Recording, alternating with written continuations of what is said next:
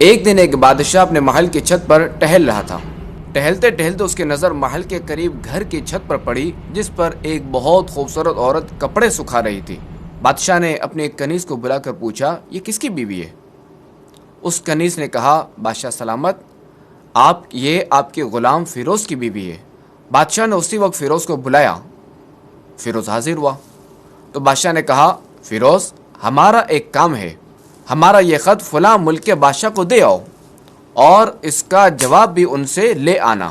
فیروز یہ خط لے کر گھر آیا اور خط اپنے تکیے کے نیچے رکھ دیا۔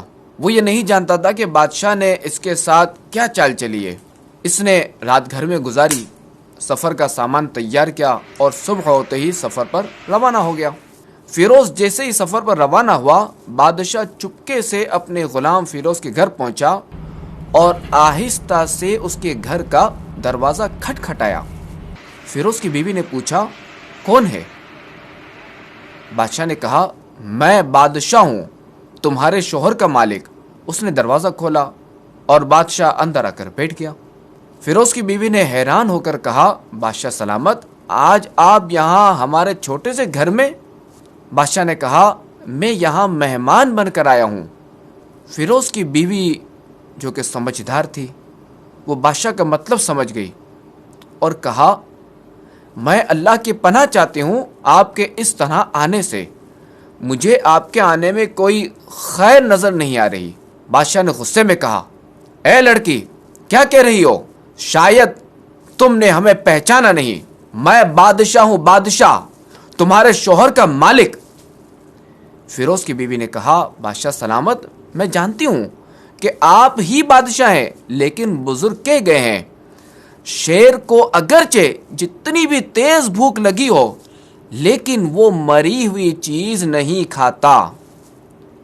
اور پھر اس نے کہا، بادشاہ سلامت، تم اس کوزے میں پانی پینے آ گئے ہو جس میں تمہارے کتے نے پانی پیا ہے۔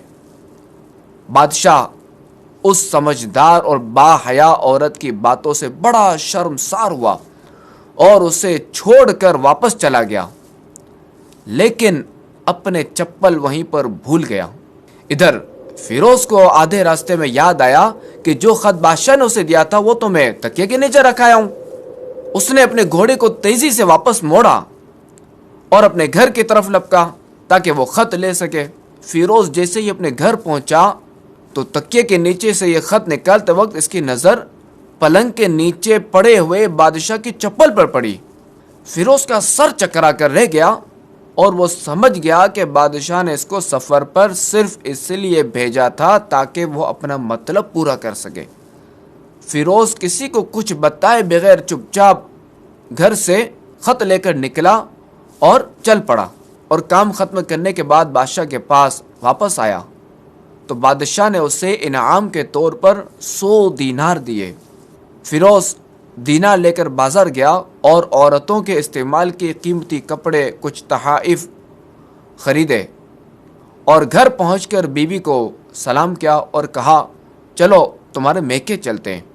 بیوی نے پوچھا، یہ کیا ہے؟ تو کہا، بادشاہ نے انعام دیا ہے اور میں جانتا ہوں کہ یہ پہن کر اپنے گھر والوں کو بھی دکھاؤ۔ بیوی، جیسے آپ چاہیں۔ بیوی تیار ہوئی اور اپنے والدین کے گھر اپنے شوہر کے ساتھ روانہ ہوئی۔ لڑکی کے گھر والے اپنے داماد اور بیٹی اور ان کے لائے ہوئے تحفوں کو دیکھ کر بہت خوش ہوئے۔ فیروز بیوی کو چھوڑ کر واپس آ گیا اور 1 مہینہ گزرنے کے بعد بھی وہ بیوی کو واپس نہ لایا اور نہ ہی اس کے بارے میں کوئی خیر خبر لی۔ اور پھر کچھ دن کے بعد اس کی بیوی کے بھائی اس سے ملنے آئے اور اس سے پوچھا، کیا آپ ہماری بہن سے غصے میں ہیں اور کیا ناراض ہیں؟ اگر ہاں تو اس کی وجہ بتائیں، یا پھر ہم آپ کو عدالت میں لے جائیں گے اور قاضی کے سامنے پیش کریں گے۔ تو اس نے کہا، اگر تم قاضی کے پاس جانا چاہتے ہو تو چلے جاؤ، لیکن میں نے اس کے تمام حقوق ادا کر دیے ہیں۔ لڑکی کے گھر والے اپنا کیس قاضی کے پاس لے گئے۔ قاضی اتفاق سے اس وقت بادشاہ کے پاس بیٹھا ہوا تھا تو قاضی نے فیروز کو بلایا۔ لڑکی کے بھائیوں نے کہا، اللہ کریم بادشاہ سلامت اور قاضی القضا کو سلامت رکھے۔ اور پھر جو ہے وہ لڑکی کے بھائیوں نے اپنا مقدمہ قاضی کے روبرو پیش کیا۔ قاضی صاحب، ہم نے ایک سرسبز باغ، پھلوں سے بھرا ہوا پورا درخت اور ساتھ میں میٹھے پانی کا کنواں اس شخص کو دیا تھا۔ اس شخص نے ہمارا باغ اجاڑ دیا اور ہمارے پھل کھا لیے، درخت کاٹ لیے اور کنویں کو خراب کر کے بند کر دیا۔ قاضی نے فیروز کی طرف دیکھا اور پوچھا، ہاں تو تم کیا کہتے ہو اس بارے میں؟ فیروز نے کہا، قاضی صاحب، جو باغ مجھے دیا گیا تھا وہ میں نے پہلے سے بہتر حالت میں نے واپس کیا ہے۔ قاضی نے لڑکی والوں سے پوچھا، کیا اس نے پہلے سے اچھی حالت میں تمہیں باغ نہیں دیا؟ انہوں نے کہا، ہاں ایسا ہی ہے، لیکن ہم اس سے باغ واپس کرنے کی وجہ پوچھنا چاہتے ہیں۔ تو قاضی نے کہا، ہاں فیروز، تم کیا کہنا چاہتے ہو اس بارے میں؟ فیروز نے کہا، قاضی صاحب، میں نے باغ کسی بغض یا نفرت کی وجہ سے نہیں چھوڑا، بلکہ اس لیے چھوڑا کہ ایک دن میں باغ میں آیا تو اس میں نے شیر کے پنجوں کے نشان دیکھے۔ مجھے خوف ہوا کہ شیر کہیں مجھے کھا نہ جائے، اس لیے میں نے باغ میں جانا بند کر دیا۔ بادشاہ جو ٹیک لگا کر یہ سب کچھ سن رہا تھا، اب صحیح ہو کر بیٹھ گیا اور کہا، فیروز، اپنے باغ میں اطمینان سے جاؤ، واللہ اس میں کوئی شک نہیں کہ شیر تمہارے باغ آیا تھا، لیکن وہ وہاں پر نہ تو کوئی اثر چھوڑ سکا، نہ اس باغ کا کوئی پتا توڑ سکا اور نہ ہی کوئی پھل کھا سکا، اور وہ شیر وہاں پر تھوڑی دیر رکا تھا اور پھر مایوس ہو کر لوٹ گیا تھا۔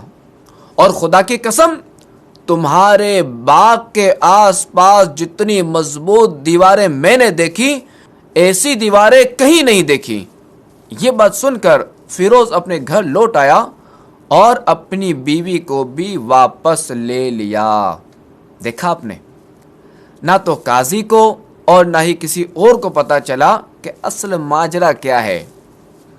اور اس مختصر واقعے سے سبق یہ ملتا ہے کہ اپنے گھروں کے راز کسی پر ظاہر نہ ہونے دو۔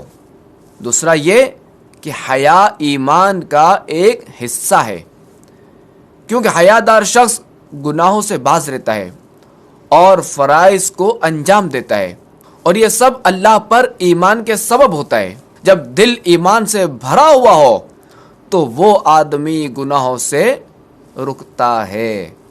اور یہ یاد رہے کہ عورت اس بات کی امین ہوتی ہے کہ شوہر کی غیر موجودگی میں شوہر کے مال اور گھر کی حفاظت کے ساتھ ساتھ اپنی عزت و آبرو کی بھی حفاظت کرے۔